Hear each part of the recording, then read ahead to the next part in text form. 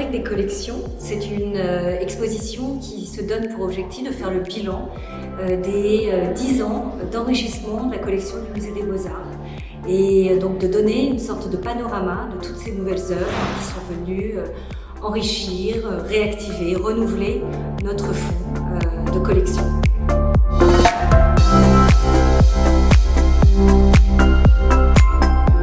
Le titre de Fabrique pour une exposition qui réunit 10 ans d'acquisition, c'est peut-être dépasser la simple réunion d'acquisition, de dons, de legs, pour essayer d'en extraire l'idée de ce que l'on construit, de ce que l'on fabrique, avec un certain nombre de priorités, de lignes de force. C'est aussi dire qu'une collection comme celle du Musée des Beaux-Arts est une collection qui n'est pas figée, qui n'est pas arrêtée une fois pour toutes, mais qui est amenée à se développer.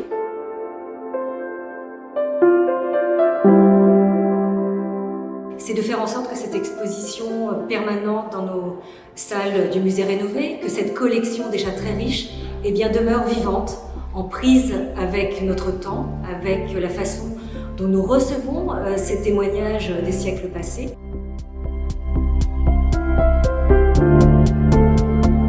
C'est une exposition qui s'adresse à un grand public, à un public familier et moins familier du musée, puisqu'il s'agit aussi, à travers cette exposition bilan, de montrer quelle direction on donne à notre collection. Donc je dirais que notre public régulier, familier, trouvera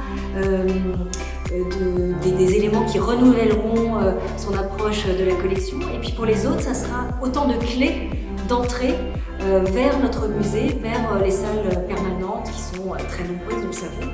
Mais ici, vous avez effectivement une sorte de condensé de ce qui fait l'originalité de cette collection de Dijon.